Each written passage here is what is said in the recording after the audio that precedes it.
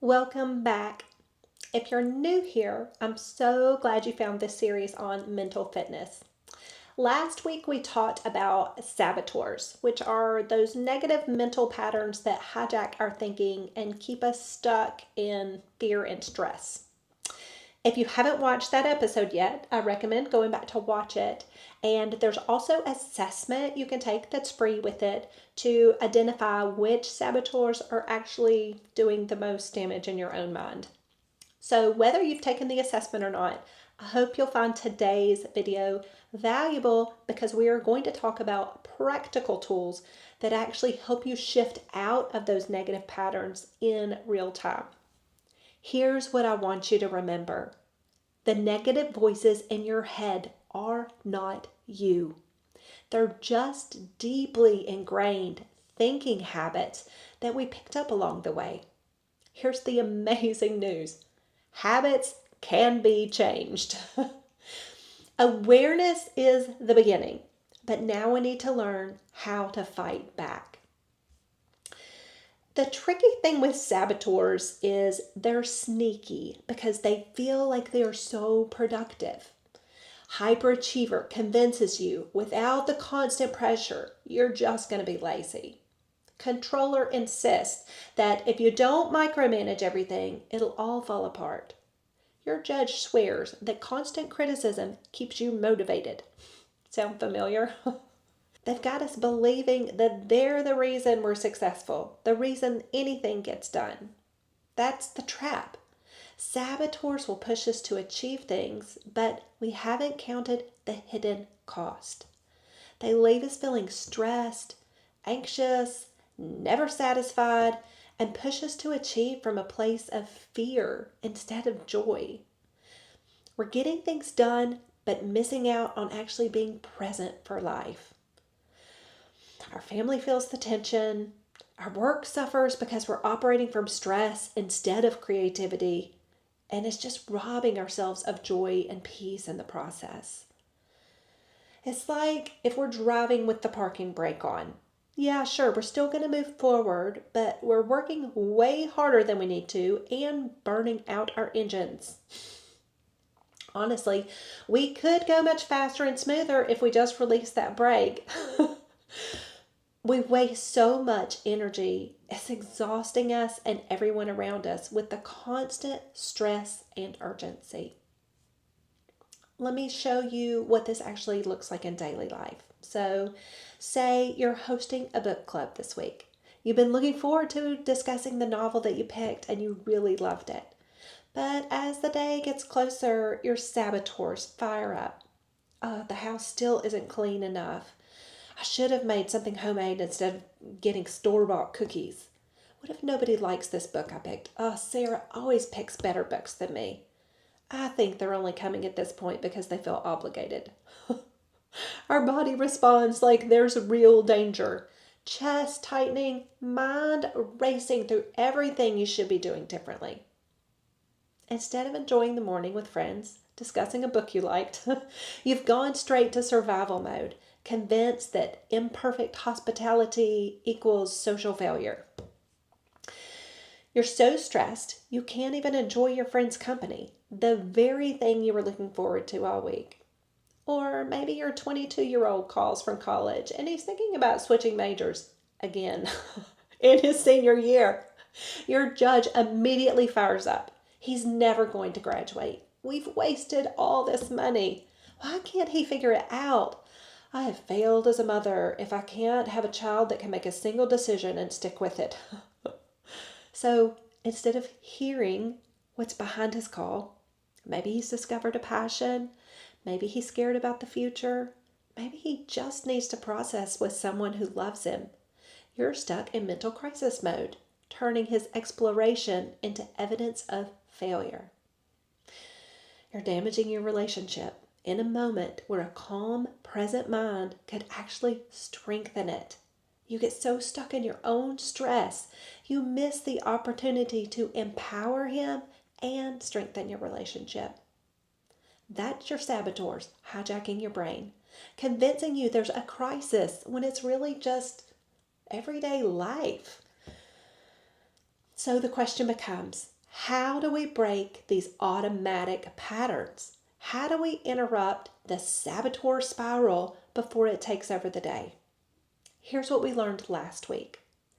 It's daily practice that builds the new neural pathways. It takes lots of reps to make this new way of thinking our default. Just like we can't go to the gym and expect to be fit once, we can't do mental fitness work and expect our saboteurs to disappear. Let me share the good news with you.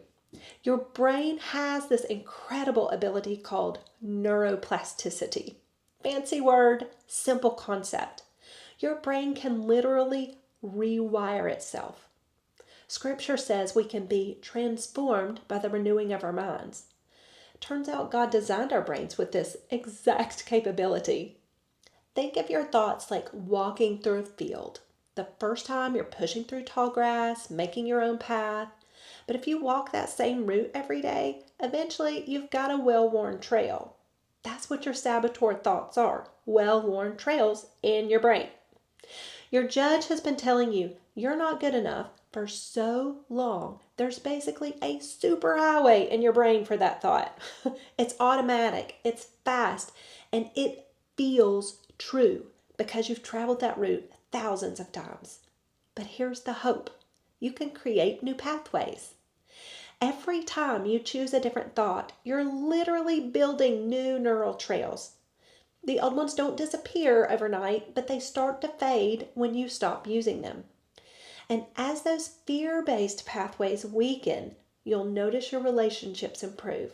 You'll have more peace, and you'll actually start enjoying your daily life again. So what we need is a simple, practical tool that we can use in real time when our saboteurs show up. That's where PQ reps come in, and they're simpler than you think. Our brain has two main regions competing for control. There's our saboteur brain, fear mode, stuck in past regrets and future worries. And then there's our sage brain, present moment awareness, peace, operating from love, not fear. Every time we do a PQ rep, we're literally rewiring our neural pathways, strengthening our sage, weakening our saboteurs. We're training our brains to default to peace instead of panic. Now, I do want to be clear. Positive intelligence is not a Christian program. But as a person of faith, I found that it aligns beautifully with what Scripture teaches us about our minds. Paul tells us to focus on whatever is true, whatever is noble, whatever is right, whatever is pure. But how do we actually do that when our saboteurs are screaming lies at us? Notice what Paul doesn't say. He doesn't say, whatever worries you, whatever could go wrong, whatever you need to control, whatever people might think of you. It sounds ridiculous when we say it out loud, but that's exactly how most of us operate by default. Think about the Israelites and manna. God could have given them a month's supply, but he chose daily gathering. Why? Because he wanted to keep them focused on the present, dependent on him today, not anxious about tomorrow. God is shifting us out of scarcity thinking and into present moment faith. PQ reps help us practice this biblical principle of staying present and trusting God's provision instead of spiraling into managing everything on our own. Here's why this works. Our senses can only operate in the present moment. You can't feel yesterday's texture or hear tomorrow's sounds. When we get present and engage our senses, we literally interrupt our brain's ability to spin stories about the past or spiral into anxiety about the future. So let me walk you through a PQ rep right now. Let's step out of thought and into sensation. For the next minute or two, just give me your attention, play along, fully in the here and now. All right, so close your eyes and just take a deep breath. You can even put your hand on your heart, your other hand on your stomach. Breathe in deep and hold, and then just slowly exhale. And I want you to do that 3 more times. A deep breath in, hold at the top, and an even slower exhale. Focusing on your breath. Thoughts may come in your head, just let them go on and focus your attention back on your breathing.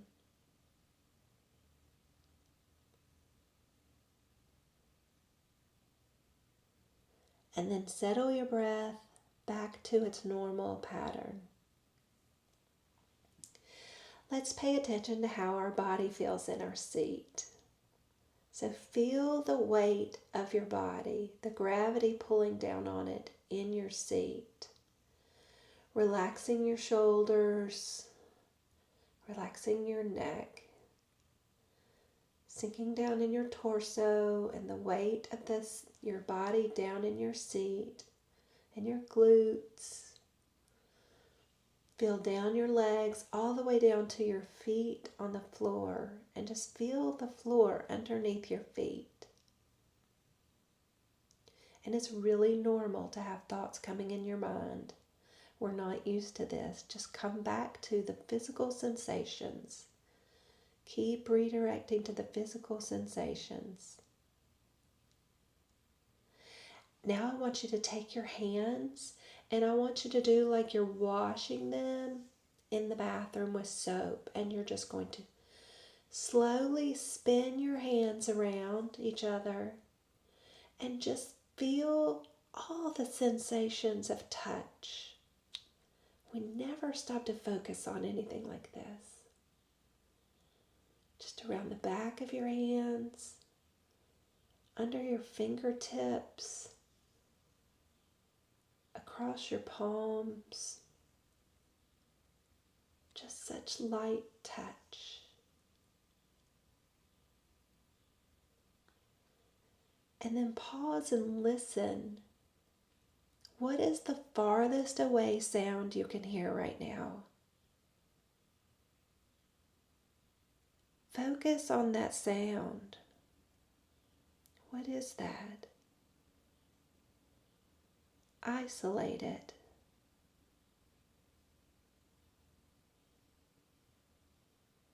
And now switch. What is the closest sound to you? Could be the hum of an air conditioner. It could even be the sound of your own breathing.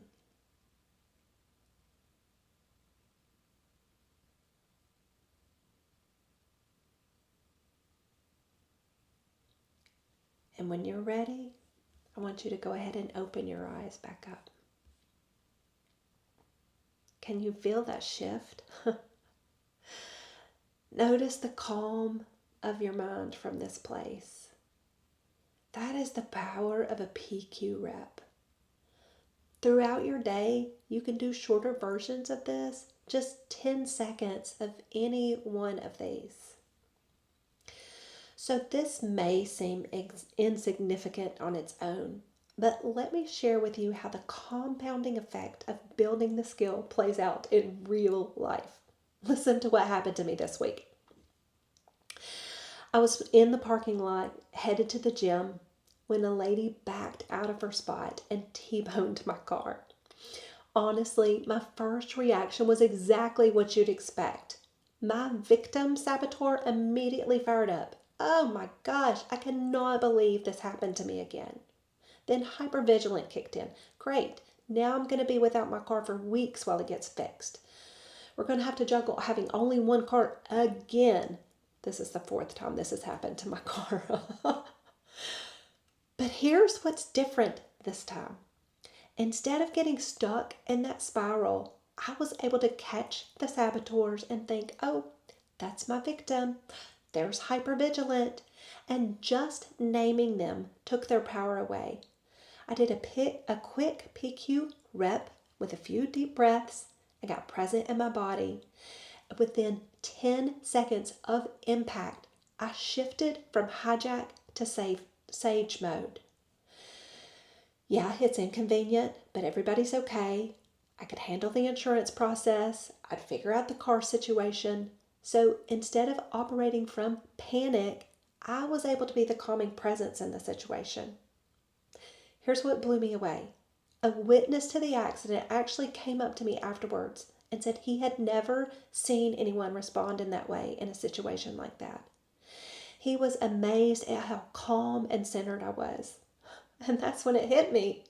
The reason I could shift so quickly is because I've been practicing this with the small things.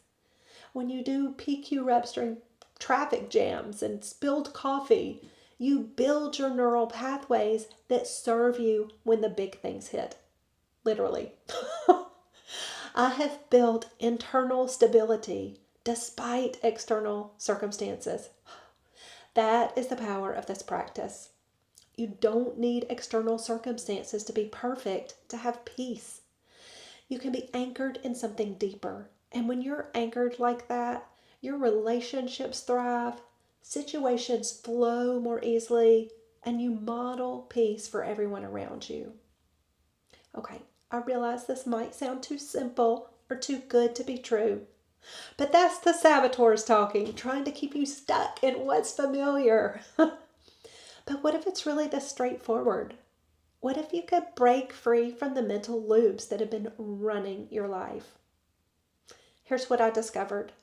Awareness and these tools to shift in the moment are incredibly powerful. You can absolutely start practicing PQ reps on your own and you're going to see real changes. Even just catching your saboteurs and naming them will make a noticeable difference in your daily life. The difference for me was having a framework to practice this daily to create a more sustainable, lasting change, the kind that builds the new neural pathways and becomes my new default. But start wherever you feel called to start. I have the tools to take you as deep as you want in this work, but my goal is to help you build awareness and start practicing the skills. You are in charge of your own journey and how fast you want to grow. If you completed the assessment and you're curious about what a structured approach might look like, I'd be happy to chat with you about it. I am offering discovery calls for people who want to explore what it could look like in their life. No expectations, just a conversation about what feels right for you. All right, so here's your homework for this week. Start practicing PQ reps when you catch and name your saboteurs. That alone will be a powerful shift. Don't expect perfection. Saboteurs will try to judge your PQ reps too. This is stupid. This is not even working. It's proof you're onto something. Keep going. This is how we practically live out our faith. Not with willpower, but with practice. Not with perfection, but with persistence. Last week, we looked at step 1, identifying the saboteurs. This week, we learned how to quiet them with PQ reps. Next week, we'll move into sage powers, those incredible abilities you have when you're not operating from fear and stress. We'll dive into what becomes possible when you're thinking clearly, acting from wisdom, and actually enjoying the process. Trust me, this is where the real magic happens. Until then, get those reps in. Your future self will thank you.